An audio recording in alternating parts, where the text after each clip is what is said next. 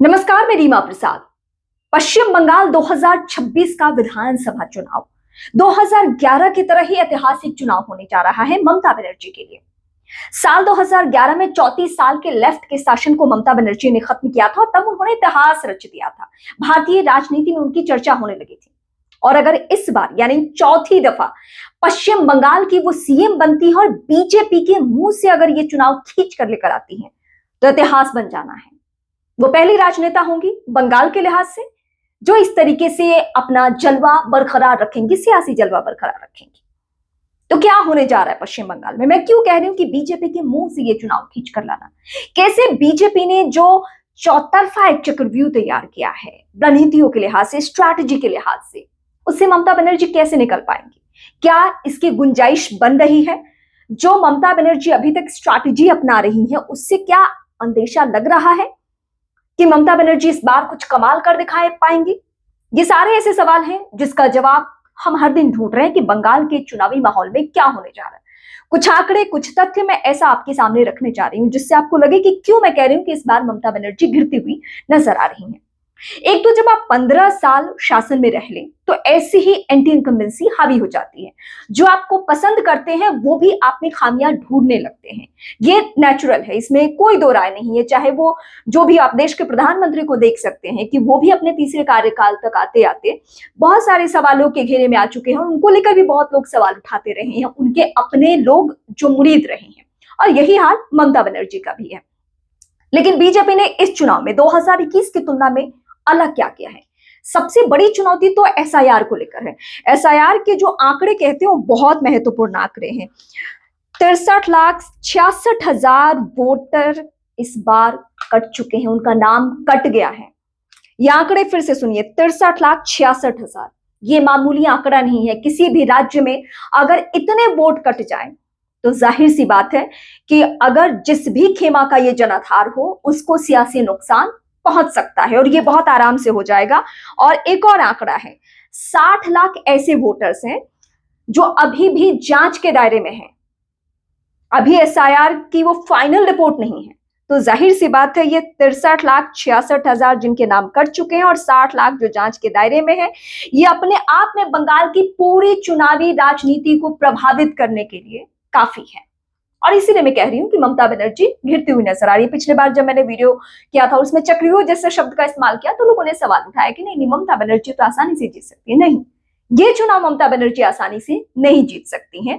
अगर वो जीत जाएंगी तो ये कुदरती करिश्मा होगा, उनकी अपनी स्ट्रैटेजी होगी और एक जो उनका करिश्माई व्यक्तित्व है बंगाल के लिहाज से, भले दूसरे लोग जितने भी सवाल उठाएं लेकिन बंगाल उन्हें पसंद करता है, इस बात में कोई दो राय नहीं है। 3 चुनाव परिणाम यही कहते हैं। वो वैसे भी चुनाव में जो जीता वो सिकंदर, तो ममता बनर्जी अभी 3 चुनाव में बेहतर तरीके से, मतलब जितने चुनाव 2011 से लेकर अभी तक का आंकड़ा उठाकर देखेंगे तो हर चुनाव में उनके सीटों की संख्या बढ़ती रही है। अगर मैं पिछले चुनाव की बात करूं तो टीएमसी को 215 सीटें आई थी जब बीजेपी शानदार तरीके से चुनाव लड़ रही थी। एक ऐसा कैंपेन तकरीबन 2 महीने तक मैं पश्चिम बंगाल में 2021 के चुनाव में थी ग्राउंड रिपोर्ट के लिए, और तब हर आदमी कंफ्यूज हो रहा था कि ये चुनाव तो बंगाल का चुनाव बीजेपी आसानी से जीत लेगी। और तब शुभेंदु अधिकारी जो एक वक्त में ममता बनर्जी के राइट हैंड हुआ करते थे और उनके पाला बदल लेने से, बीजेपी में चले जाने से ये सबको अंदेशा होने लगा था कि नहीं नहीं, ममता बनर्जी आसानी से ये चुनाव हार सकती हैं। लेकिन नहीं,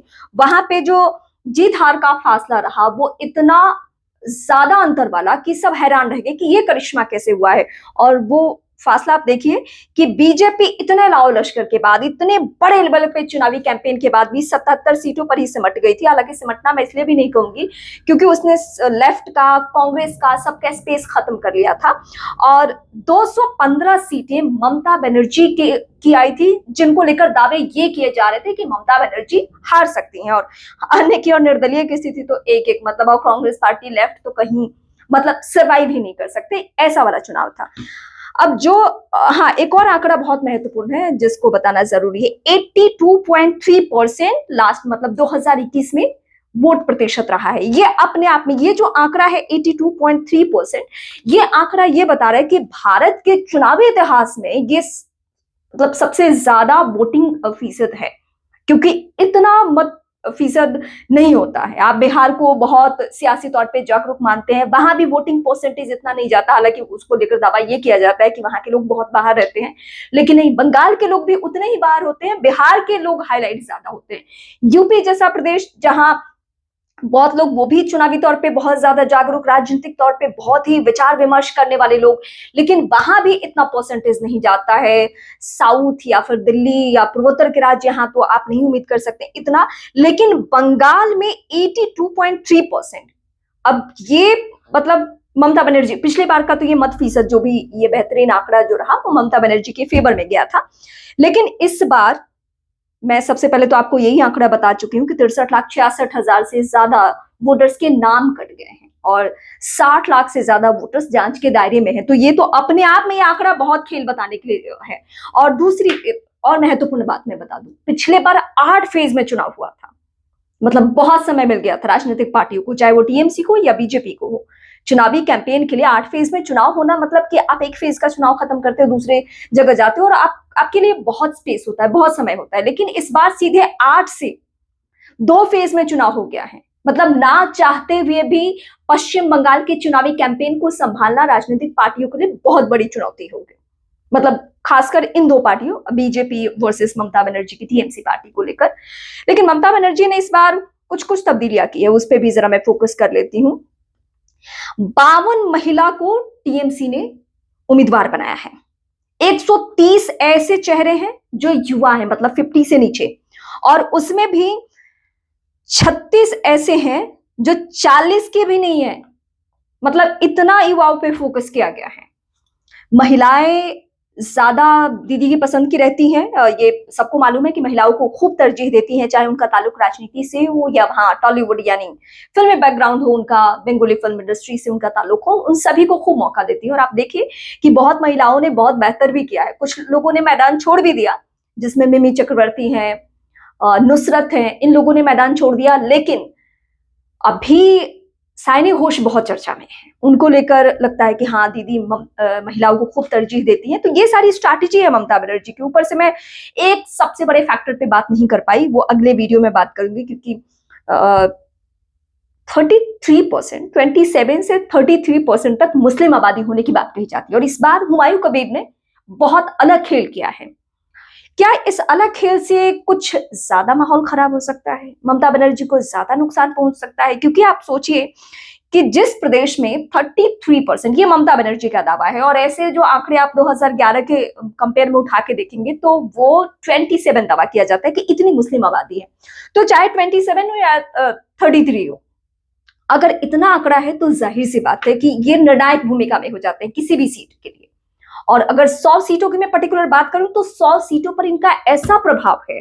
मालदा मुर्शिदाबाद वाला जो एरिया है, मैं डिटेल वीडियो एक और बनाऊंगी जिसमें सिर्फ मुस्लिम बेल्ट पे ही फोकस करूंगी, फिर आपको समझ में आएगा कि क्यों ममता बनर्जी मुस्लिमों पे इतनी मेहरबान रहती हैं और उनके ऊपर तुष्टिकरण की राजनीति का आरोप लगते रहा। ये अगले वीडियो में मैं बात करूंगी मुस्लिमों के इस एंगल से कि ये 33% किसका गेम पे गाड़ने वाले हैं। हुमायूं कबीर के अलग हो जाने से, अलग उन्नयन पार्टी बनाने से, मुस्लिमों के राजनेता के तौर पर उभरने से किसको नुकसान पहुंच रहा है? बीजेपी को क्या यहां से कुछ फायदा मिलने जा रहा है, ये अगले वीडियो में बताऊंगी। फिलहाल आप मुझे कमेंट करना ना भूलें कि पश्चिम बंगाल में क्या आपको भी लग रहा है कि ऐतिहासिक चुनाव है और 2011 की तरह ही ममता बनर्जी के सामने चुनौतियों का पहाड़ है, ऐसा पहाड़ जिसे पार पाना ममता बनर्जी के लिए इतना भी आसान नहीं है। लेकिन इस बार वो क्या करने जा रही है, ये आपके कमेंट का भी मुझे इंतजार रहेगा कि आप इस मसले पर क्या सोचते हैं।